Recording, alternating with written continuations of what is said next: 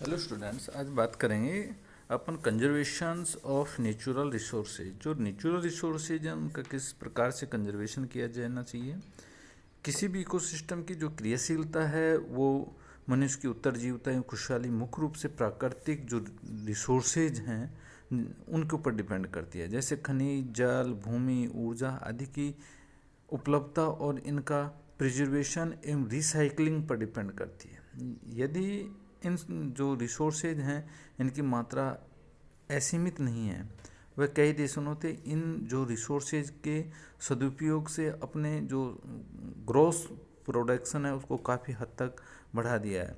लेकिन मॉडर्न जो human society है उसके द्वारा इन सोर्सेज को अविवेकपूर्ण ढंग से उन्होंने यूज़ किया है, और यूज़ तो नहीं कह सकते, खैर उन्होंने परिणामतः मानव आज स्वयं अपने अस्तित्व के लिए खतरा महसूस कर रहा है इनको अविवेकपूर्ण तरीके से यूज़ करने से। यदि समय रहते यदि ये मानव अपने आप में नहीं चेता गया तो इन जो नेचुरल जो रिसोर्सेज हैं उनका रखरखाव और उनका प्रिजर्वेशन नहीं किया गया तो वह दिन दूर नहीं जब मानव विलुप्ति की कगार पर खड़ा होगा। जो नेचुरल रिसोर्सेज हैं वे कच्चे पदार्थ या एनर्जी के रूप में हैं। इनकी उत्पत्ति या प्राप्ति मनुष्य की फिजियोलॉजिकल्स या सोशियो इकोनॉमिक एवं कल्चरल्स रिक्वायरमेंट की पूर्ति हेतु की जाती है। ये नेचुरल सोर्सेज जो सजीवों की क्रियाशील क्रिया प्रणाली, जीव समष्टि व पारितंत्र के सुचारू रूप से कार्य करने के लिए अत्यंत आवश्यक है। रिसोर्सेज वह सोर्स हैं जिसका यूज करके मनुष्य अपनी आवश्यकताओं की पूर्ति करता है। डैशमैन, आर.एफ. डैशमैन था, उन्होंने 1968 में अपनी एक डेफिनेशन दी कि नेचुरल रिसोर्सेज जो मनुष्य की किसी खास संस्कृति के लिए आवश्यक है वह रिसोर्सेज कहलाता है। नॉर्टन गिन्सबर्ग ने 1957 में कहा कि मनुष्य के कार्य क्षेत्र में प्रकृति द्वारा मुक्त रूप से प्रदान किए जाने वाले भौतिक पदार्थ नेचुरल रिसोर्सेज कहलाते हैं। जिमरमैन ने बताया कि नेचुरल रिसोर्सेज अपने आप में सोर्सेज नहीं होते, बल्कि जब इनका यूज विभिन्न टेक्निक के द्वारा कर लिया जाता है तब इन्हें रिसोर्सेज कहते हैं। इस प्रकार यह स्पष्ट है कि जो रिसोर्सेज स्थिर नहीं होते बल्कि ये मोटाइल होते हैं और इनका यूज विभिन्न रिक्वायरमेंटों की पूर्ति हेतु कर लिया जाता है। Classification of resources. अब कौन कौन से रिसोर्सेज होते हैं उनकी बातें करेंगे अपन। नेचुरल रिसोर्सेज का मुख्य रूप से दो प्रकार में बांटा जाता है। एक है रिन्यूएबल रिसोर्सेज, और रिन्यूएबल रिसोर्सेज वो होते हैं जिनमें सभी जैविक संसाधन आते हैं, जैसे एग्रीकल्चर, फॉरेस्ट्री, फिशरीज आदि। इन रिसोर्सेज में वृद्धि या इनकी ग्रोथ करना चाहें तो रिप्रोडक्शन के द्वारा होती है और इनका यूज कर लिया जाता है, और इनका कंटिन्यूअस यूज उचित योजना एवं उनका मैनेजमेंट पर डिपेंड करता है। एक होता है नॉन रिन्यूएबल रिसोर्सेज। इसमें वो सभी एबायोटिक रिसोर्सेज हैं जो भूगर्भीय उत्पत्ति वाले होते हैं, जैसे खनिज, धातु, मृदा, कोयला, तेल, नेचुरल गैस आदि। ये रिसोर्सेज सीमित मात्रा में ही उपलब्ध हैं, अतः इनका उचित योजना के द्वारा ही उपयोग किया जाना चाहिए। आर.एफ. डैशमैन ने नेचुरल रिसोर्सेज को 4 भागों में डिवाइड किया, और वो उन्होंने बताया कि ये रिसोर्सेज जैसे नॉन रिन्यूएबल रिसोर्सेज, और उन्होंने कहा कि इन संसाधनों या रिसोर्सेज का जिस गति से उपभोग होता है उसी गति से इनका रिप्रोडक्शन नहीं हो पाता, जैसे कि अपन वाइल्ड लाइफ को लेते हैं। और एक होता है रिसाइक्लेबल रिसोर्सेज। ये रिसोर्सेज वो हैं जो पूर्णतः उपयोग करने के बाद भी नष्ट नहीं हो पाते एवं इनका बार बार विभिन्न रूपों में उपयोग किया जा सकता है, जैसे कि मेटल। अब आता है रिन्यूएबल। इस कैटेगरी में वे सभी रिसोर्सेज आते हैं जिनमें रिप्रोडक्शन एवं ग्रोथ की कैपेसिटी होती है। जब तक इनका यूज की दर इनके रिप्रोडक्शंस या फर्टिलाइजेशंस की दर से कम रहती है, तब इनका रिप्लेसमेंट स्वयं होता रहता है। और एक होता है inexhaustible resources.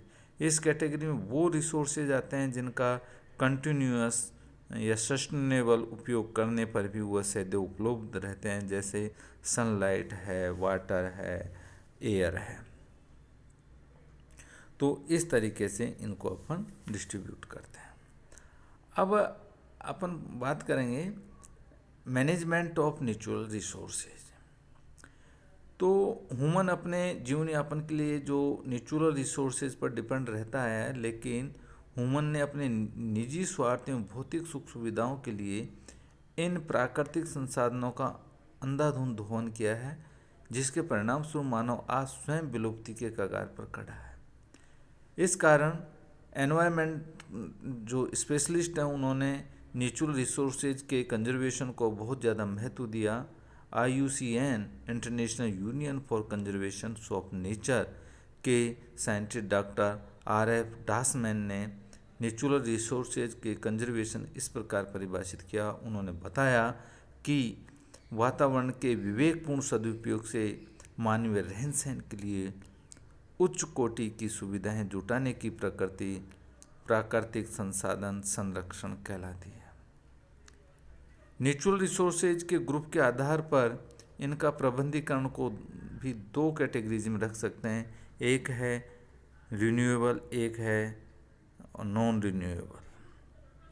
Management of renewable resources अपन बात करेंगे तो इस प्रकार के रिसोर्सेज प्राय बायोटिक प्रकार के होते हैं और ये उचित वातावरण प्रदान करके एवं उपयोग उपरांत इन जो रिसोर्सेज का पुनर्डेवलपमेंट किया जा सकता है।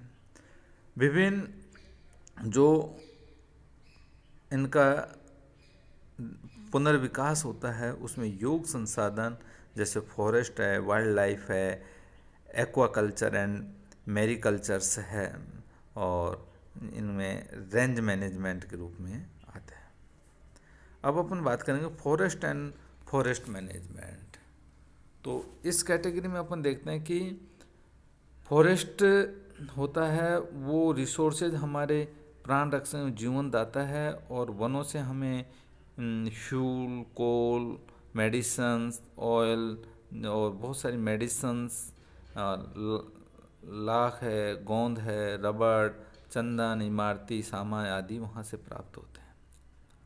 पिछले कुछ दशकों में अपन बात करें तो देखते हैं कि जो फॉरेस्ट जो अपना रिसोर्सेज है उसका बहुत ज़्यादा मात्रा में उनका दोहन किया गया है और परिणामतः वाटर, एयर एंड रेन का प्राकृतिक चक्र अनियंत्रित हो गए।